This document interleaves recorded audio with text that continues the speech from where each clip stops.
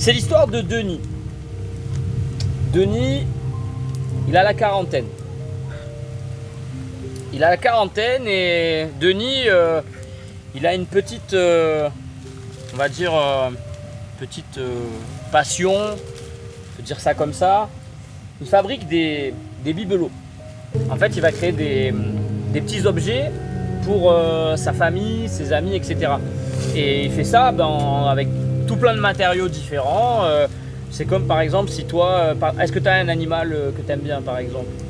Ouais, les chiens. Les chiens, voilà, et par exemple Les loups. les loups, Les chats. les chats, voilà. Bah, lui par exemple, s'il a cette info-là, de lui-même, ce qu'il va faire Denis, c'est qu'il va fabriquer ça.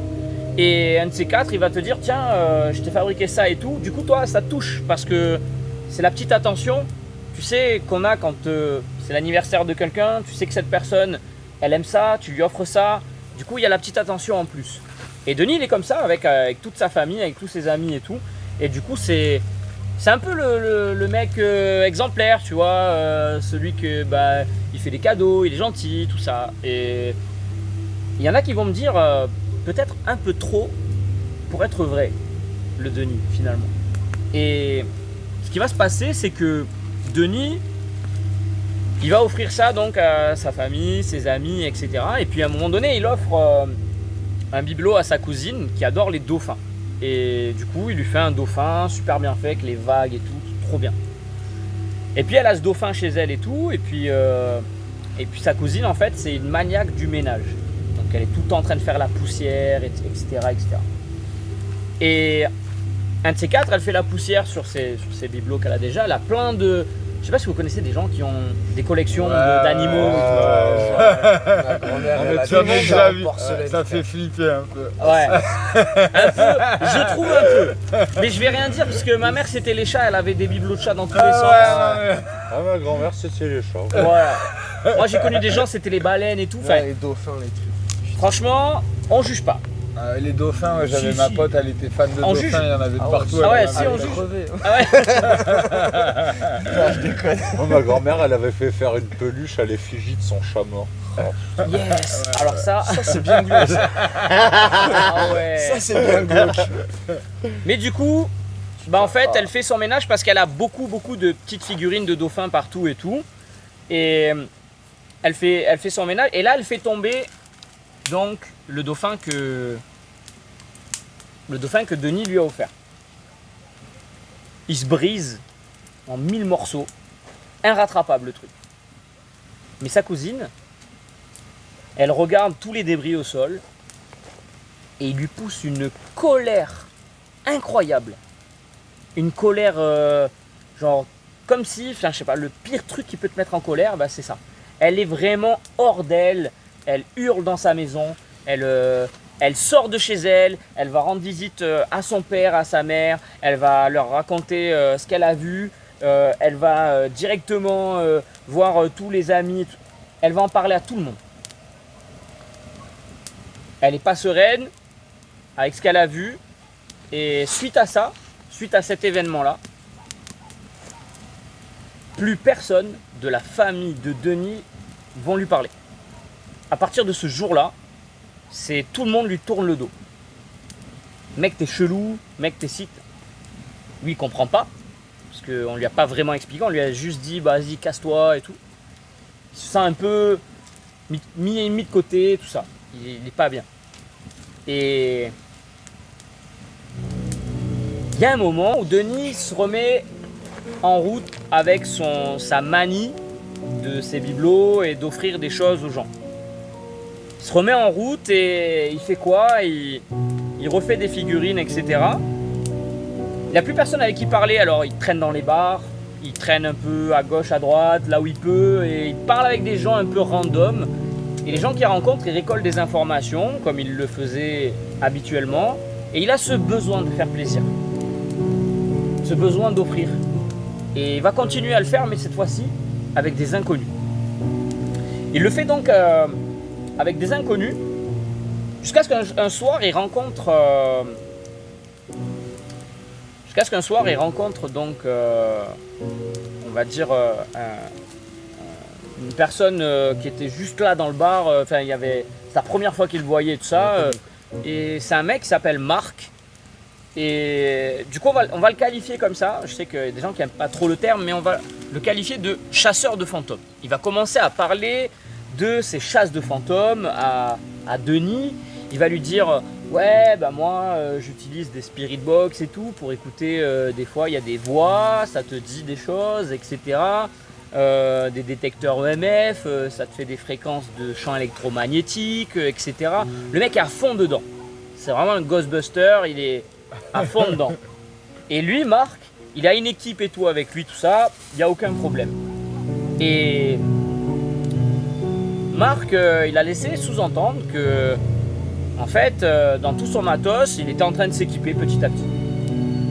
Comme moi, je m'équipe par exemple pour mes streams au fur et à mesure. Lui, c'est pareil. Et il lui manquait une poupée. Il voulait une poupée et il voulait intégrer dans la poupée, donc, parce qu'on retrouve souvent les thermomètres, tout ça, pour avoir vraiment la température du lieu, plus une spirit box intégrée, enfin des trucs. Il voulait vraiment avoir cette poupée-là.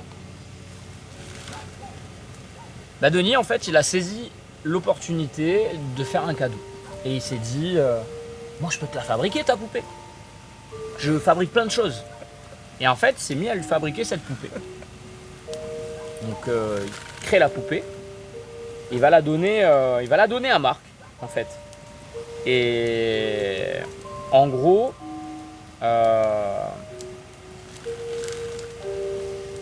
Marc, ce qu'il fait, c'est qu'il amène sa poupée partout dans ses enquêtes. Il va la poser. Il attend, une chose se passe. Puis il rentre chez lui avec son matos, etc. Et puis,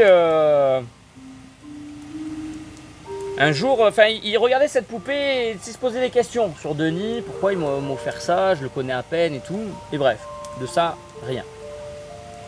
Mais Marc, il avait un truc. C'est que Marc, malheureusement, il trompait sa femme.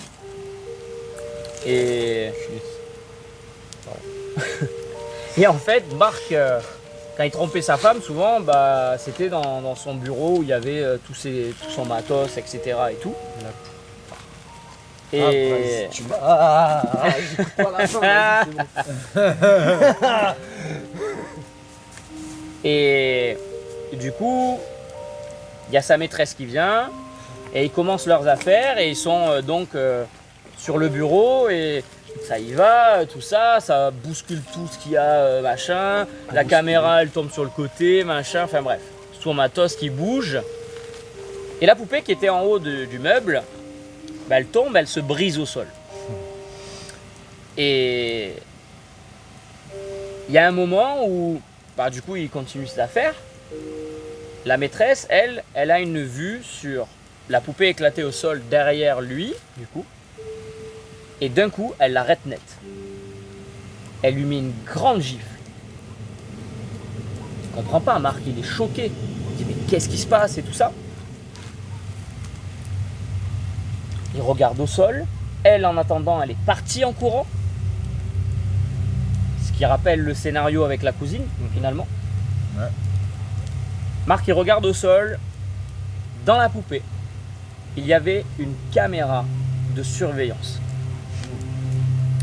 Depuis le début, Denis, quand il fait ses cadeaux, il intègre des micro-caméras pour surveiller les gens chez eux, dans leur intimité. Et Marc, du coup, il était vraiment en colère, parce que du coup, il s'est embrouillé avec sa maîtresse, et puis après, comme il y a eu l'idée que c'était lui qui avait filmé, et etc. Enfin, une grosse embrouille dans sa vie. Pour lui, ça a été la catastrophe. Sa vie, elle a changé. Qu'est-ce qu'il a fait, Marc, sous la colère? Il est allé dénoncer Denis directement à la police. Et ils ont cherché Denis partout. Et aujourd'hui, à l'heure où je vous parle, Denis, sa famille ne lui parle plus. Il est seul. Il n'a plus d'amis, plus de famille. Mais personne ne sait où il est, puisque quand il a compris qu'il a été dénoncé pour voyeurisme, etc., Il est parti. Quoi. Il est parti, il a été dénoncé et on ne sait pas où il est. Alors faites attention parce que peut-être que votre voisin s'appelle Denis. Il aura Et- peut-être changé de prénom. Parce que. Et il a peut-être changé de prénom. Et de nom de famille aussi. Du coup. Et peut-être de nom de famille, c'est vrai. Mais si un jour on vous propose de vous faire un cadeau, un bibelot, bah masquez-lui les yeux. Ça sera toujours plus sûr. C'est la fin de l'histoire.